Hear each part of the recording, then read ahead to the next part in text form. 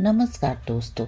आज हम सुनेंगे मालती जोशी जी द्वारा लिखित कहानी आखिरी शर्त। तो ये कहानी शुरू करते हैं। दोपहर की चिलचिलाती धूप में दीदी हाँफते हुए घर में दाखिल हुई और छूटते ही बोली, जरा जल्दी से तैयार तो हो जा, सराफे तक चलना है। इतनी भी क्या जल्दी है दीदी, जरा बैठकर अपनी सांस तो सीधी कर लो, झपताल में चल रही है। चलने दो, अब 2 महीने तक मेरे पास इस मरी सांस के नखरे उठाने का समय नहीं है। अरे इतनी कम मोहलत दी है उन लोगों ने कि मेरा तो सोचकर ही दम निकला जा रहा है। पता नहीं कैसे क्या होगा, अब देखो ना, परसों फलदान है और अब तक दूल्हे की अंगूठी का पता नहीं है। पहेलियां तो मत बुझाओ दीदी, मैंने उनकी मेल ट्रेन को बीच में ही रोककर पूछा, ये तुम किसकी शादी की बात कर रही हो? लो और सुनो, दीदी ने तुनक कर कहा, मेरे कोई 10-5 लड़कियां हैं। मैं तो अवाक रह गई। बड़ी देर बाद मेरी आवाज फूटी, दीदी क्या सचमुच तुम मधु की शादी कर रही हो? क्यों, तुम्हें इतना ताज्जुब क्यों हो रहा है? दीदी ने त्योरी चढ़ाकर पूछा। मधु अब दूध पीती बच्ची तो नहीं रही। इस उम्र में तो मैं मधु की माँ बन गई थी। तभी तो 40 की होते होते सास बनने जा रही हो। खैर तुम अपनी बात रहने दो, तुम मधु की तरह स्कॉलर नहीं थी, तुम्हारे सामने कोई करियर नहीं था। लेकिन जरा अपनी बेटी के बारे में तो सोचो, उसकी प्रीलिम की परीक्षा सिर पर है। इस हंगामे के बीच लड़की क्या खाक पढ़ पाएगी? दीदी तुम्हारी लड़की आईएएस की तैयारी कर रही है। तुमने क्या इसे मामूली बीए का इम्तिहान समझ रखा है? अरे भाड़ में जाए तुम्हारा आईएएस, तुम ही लोगों ने उसका दिमाग खराब किया हुआ है। अरे वाह, तुम्हारी गोल्ड मेडलिस्ट बिटिया की हौसला अफजाई भी गुनाह हो गई। हर साल बेचारी मेरिट लाती रही है, ऐसी जहीन लड़की आईएएस ना बनेगी तो और कौन बनेगा? हम तो बड़ी आशा लगाए थे कि अपने परिवार में भी कोई कलेक्टर बनेगी, और उस कलेक्टरनी के लिए हम कमिश्नर दुल्हा कहाँ से लाएंगे, ये भी सोचा है? तो क्या सिर्फ इसलिए तुम अपनी ब्रिलियंट लड़की का करियर चौपट कर दोगी? ये तो अन्याय है दीदी। अन्याय नहीं, समझदारी है। एक बार करियर बन जाने पर क्या ये लड़कियां हाथ आती हैं? तब इनके पर निकल आते हैं। लेकिन दीदी, अब लेक्चरिंग झाड़ती रहोगी या उठोगी भी? सारा मूड चौपट कर दिया। ये तो हुआ नहीं कि बधाई ही दे देती, घर भर के बारे में पूछताछ ही कर लेती। बस अपना ज्ञान बघाड़ने बैठ गई। छोटी बहनों का यही तो कर्तव्य होता है। एक मैं ही पागल थी जो धूप में भागी भागी यहाँ आई भाषण सुनने। दीदी के तेवर देख कर मैंने चुपचाप अपना आक्रोश घटक लिया और कपड़े बदलने लग गई। मुश्किल से 10 मिनट लगे होंगे, लेकिन सड़क पर आने के बाद ध्यान आया कि दीदी का पारा अभी उतरा नहीं। वैसे उन्हें मनाना ऐसा मुश्किल भी नहीं था। मैंने बस थोड़ी सी उत्सुकता जताकर दूल्हे का पता ठिकाना पूछ लिया और दीदी का सारा गुस्सा उड़न छू हो गया। घंटे भर से वे जैसे इसी अवसर की प्रतीक्षा में थी। एक बार जो शुरू हुई तो बस बोलती ही चली गई। होने वाले दामाद की पूरी वंशावली मुझे सुना गई। फिर बड़े मनोयोग से उन्होंने यह बताया कि कितनी खोजबीन के बाद ये हीरा उनके हाथ लगा है। मधु ने पूर्व जन्म में बड़े पुण्य किए होंगे, नहीं तो इतनी बड़ी जगह की तो वे कल्पना ही नहीं कर सकती। कैसे कैसे धनी मनी लोग रिश्ता और आस लगाए बैठे थे।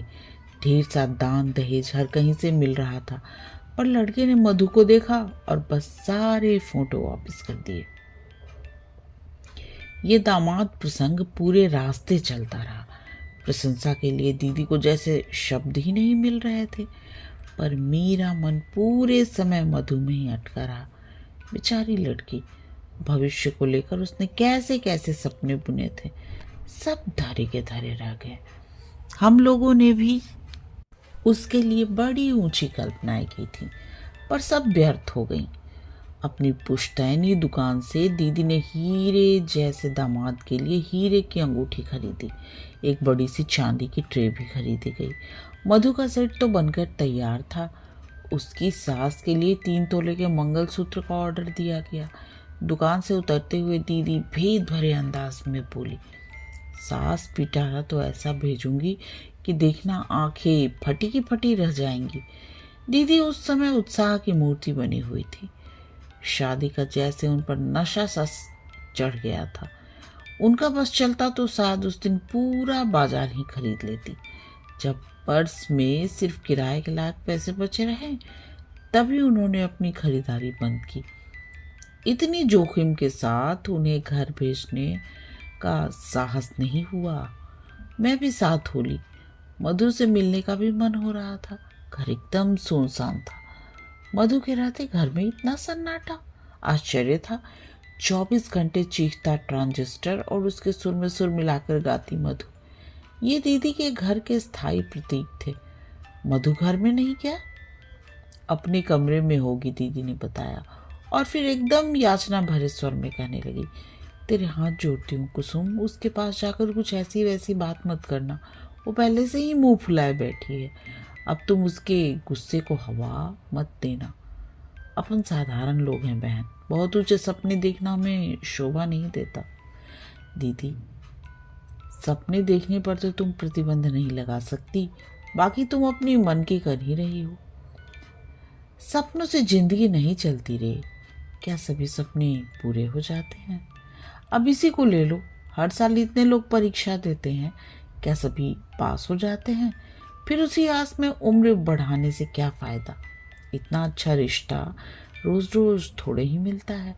दीदी की बात में कोई खास वजन नहीं था, पर उनके स्वर का गीलापन मुझे छू गया। उन्हें आश्वस्त करने के लिए ही मैंने मधु के कमरे में पांव दिया।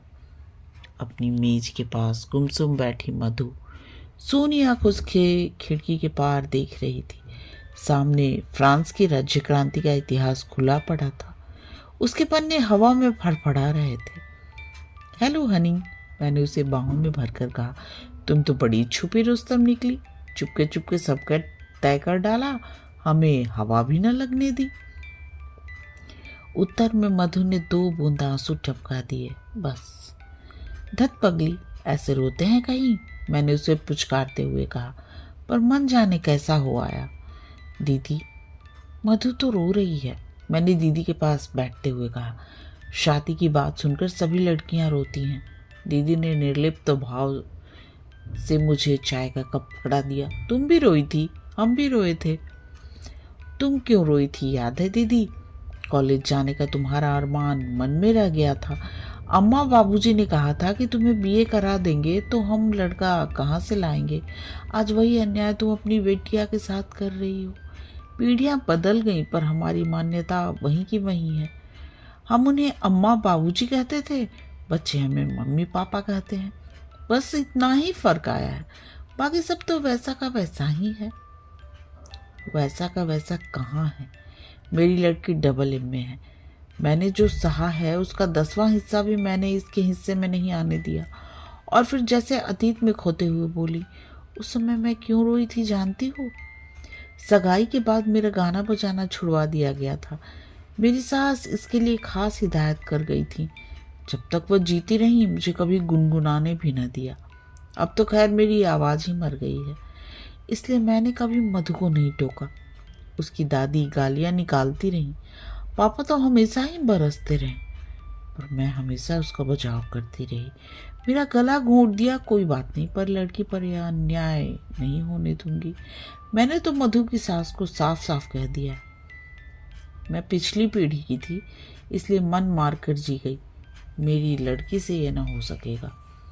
मैं दीदी का तमतमाया चेहरा देखती रह गई। वक्त ने उनके घाव भर दिए हैं, पट्टीस अभी बाकी थी। प्रसंग छिड़ते ही उनकी वो पीड़ा सतह पर आ गई थी। मुझे चुप देखकर ममता भरे स्वर में बोली, तुझे मधु की पढ़ाई की चिंता है ना? देख, भाग्य में विद्या होगी तो पढ़ ही लेगी। वैसे वे लोग बड़े समझदार हैं। अब रहने भी तो दीदी, शादी के बाद पढ़ना क्या होता है मुझसे पूछो।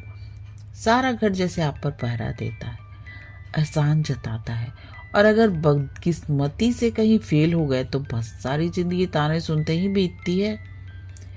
दीदी के घर से लौटते हुए मन बेहद उदास था। उनकी मौन व्यथा का एक साक्षात्कार हो जाने से मैं चौंक गई थी। अनजाने ही मेरे अपने भी कुछ घाव हरे हो गए थे, और इन सबके ऊपर था मधु का आंसू भींगा चेहरा, जो किसी तरह आंखों से हटता ही न था। सच, अगर हमें अपने बच्चों के पंख कुतरने ही होते हैं तो पहले हम उन्हें आकांक्षाओं का आकाश देते ही क्यों हैं। घर में प्रवेश करते हुए डर रही थी, सबके मुंह फुले मिलेंगे। पड़ोस से चाबी लेकर घर खोलना न बच्चों को अच्छा लगता है न उनके पापा को। सबके स्वागत में मेरा दरवाजे पर मिलना जैसे जरूरी है।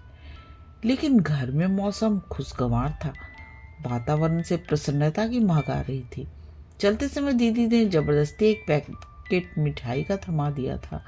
मिठाई और मधु की शादी की खुशखबरी एक साथ पाकर जनता और भी खुश हो गई।